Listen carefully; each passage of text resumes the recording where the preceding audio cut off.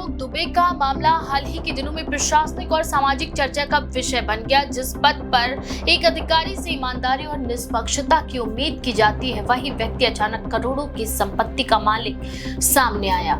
आलोक दुबे के खिलाफ शिकायत मार्च 2025 में दर्ज हुई, जिसमें आरोप लगाया गया कि उसने कानपुर से दिल्ली और नोएडा तक 41 संपत्तियों का अधिग्रहण किया, जो पूरी तरह संदिग्ध तरीके से हासिल की गई थी। जांच में यह भी सामने आया कि दुबे ने इन संपत्तियों को विरासत में दर्ज करा, उनका बैनामा किया और कुछ संपत्तियों को प्राइवेट कंपनियों को बेचने का काम भी किया। जांच का जिम्मा एडीएम न्यायिक, एसडीएम सदर और एसीपी कोतवाली को दिया गया। अधिकारियों ने पाया कि आलोक दुबे ने केवल कानपुर में ही नहीं बल्कि दिल्ली और नोएडा में भी करोड़ों रुपए की संपत्तियां अपने और परिवार के नाम पर करवाई थी। इन संपत्तियों की कुल संख्या 41 है, लेकिन अधिकारियों का अनुमान है कि भविष्य में और भी संपत्तियां सामने आ सकती हैं।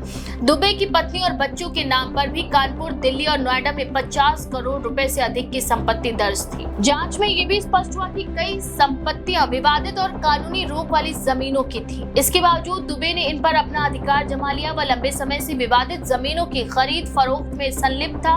उसकी संपत्तियों का मूल्य और प्रकार ये दर्शाता है कि यह केवल सामान्य संपत्ति अधिग्रहण नहीं था, बल्कि इसमें योजना और गैर कानूनी कदम भी शामिल थे। डीएम जितेंद्र प्रताप सिंह ने मामले को गंभीरता से लेते हुए आलोक दुबे को कानूनगो के पद से डिमोट कर दिया और उसे लेखपाल के पद पर तैनात किया। उन्होंने कहा कि प्रशासनिक पद का दुरुपयोग किसी भी स्थिति में बर्दाश्त नहीं किया जाएगा और ऐसे मामलों में सख्त कार्यवाही की जाएगी। जांच के दौरान ये भी सामने आया कि कुछ संपत्तियां सरकारी रोक के अधीन थी, जिन्हें खरीदना और उनका बैनामा करना पूरी तरह गैर कानूनी था। इसके अलावा दुबे ने कई दस्तावेजों और कानूनी प्रक्रियाओं का भी दुरुपयोग किया।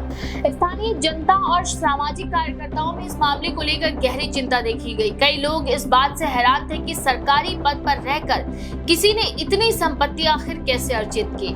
वहीं कुछ लोग प्रशासन की त्वरित कार्यवाही की सराहना भी कर रहे थे। कानून विशेषज्ञों का मानना है कि मामला सरकारी पदों में पारदर्शिता और जवाबदेही की जरूरत को स्पष्ट करता है। उन्होंने कहा कि भविष्य में ऐसे मामलों की रोकथाम के लिए सख्त निगरानी और नियम बनाए जाने चाहिए। सोशल मीडिया पर भी ये मामला तेजी से वायरल हुआ। लोग अलग अलग प्रतिक्रियाएं भी दे रहे हैं। कई लोगों ने प्रशासन की कार्यवाही की प्रशंसा की, तो कुछ लोगों ने सवाल भी उठाए कि इतनी संपत्ति इतनी कम उम्र और सामान्य सरकारी पद पर रहते हुए कैसे हासिल हुई। आलोक दुबे की संपत्तियों की सूची में कानपुर, दिल्ली और नोएडा के कई बड़े और मूल्यवान प्लॉट शामिल हैं। इन संपत्तियों का अधिग्रहण लंबे समय तक किया गया। इनमें जमीनों को विरासत में दर्ज कर बैनामा करवा कर अपने परिवार के नाम पर किया गया और ये पूरी प्रक्रिया विवादास्पद और कानूनी दृष्टि से गलत साबित हुई।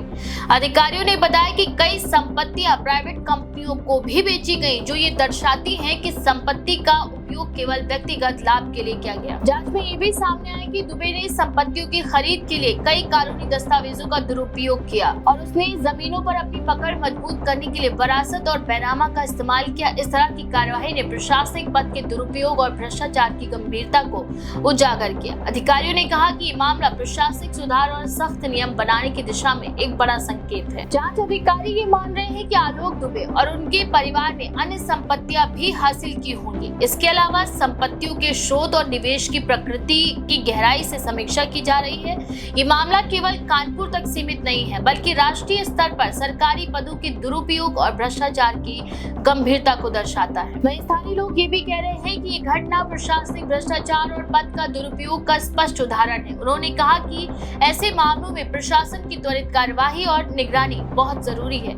अगर समय पर कार्यवाही नहीं होती तो ऐसे लोग आसानी से सरकारी पद का दुरुपयोग कर सकते हैं। विशेषज्ञों का कहना है कि भविष्य में सरकारी कर्मचारियों की संपत्ति की नियमित निगरानी और पारदर्शिता की दिशा में कदम उठाए जाने चाहिए। आलोक दुबे का मामला प्रशासनिक पद का दुरुपयोग और संपत्ति अधिग्रहण के गंभीर उल्लंघनों का उदाहरण है। इससे ये संदेश जाता है कि सरकारी पद का लाभ केवल व्यक्तिगत संपत्ति बढ़ाने के लिए नहीं किया जा सकता। प्रशासन की त्वरित कार्यवाही और सार्वजनिक जागरूकता ने ये साबित कर दिया है कि कोई भी पद कानून से ऊपर नहीं है। जांच अधिकारियों का कहना है कि मामले की पूरी जांच अभी पूरी नहीं हुई। उन्हें संदेह है कि दुबे ने अन्य संपत्तियां भी हासिल की होंगी। इसके अलावा संपत्तियों के शोध और निवेश की प्रकृति की गहराई से समीक्षा की जा रही है। इस मामले ने प्रशासनिक ढांचे में पारदर्शिता की आवश्यकता को स्पष्ट कर दिया है। स्थानीय जनता, विशेषज्ञ और सामाजिक कार्यकर्ता इस बात पर ध्यान दे रहे हैं कि प्रशासन की त्वरित कार्रवाई ने स्पष्ट कर दिया है कि सरकारी पद का दुरुपयोग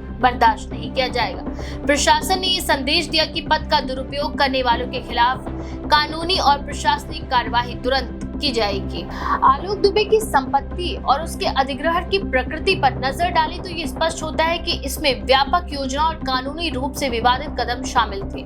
जांच अधिकारियों का कहना है कि कई संपत्तियों को निजी कंपनियों और परिवार के नाम पर दर्ज किया गया। कुछ संपत्तियों पर सरकारी रोक लगी हुई थी, जो इस बात को और भी गंभीर बनाती है कि ये खरीद फरोख्त पूरी तरह से गैर कानूनी थी। जनता और विशेषज्ञ इस बात पर ध्यान दे रहे हैं कि प्रशासन की त्वरित कार्यवाही ने ये स्पष्ट कर दिया है कि सरकारी पद का दुरुपयोग बर्दाश्त नहीं किया जाएगा। पूरे मामले की जांच जारी है। अदालत और प्रशासन दोनों ने मामले को गंभीरता से लिया है। अभी तक सामने आई जानकारी से ये स्पष्ट है कि आलोक दुबे ने अपने पद का उपयोग संपत्ति अधिग्रहण के लिए किया। ये मामला न केवल कानपुर बल्कि पूरे प्रदेश के प्रशासनिक ढांचे में एक चेतावनी के रूप में काम करेगा और भविष्य में अन्य अधिकारियों को भी सतर्क करेगा।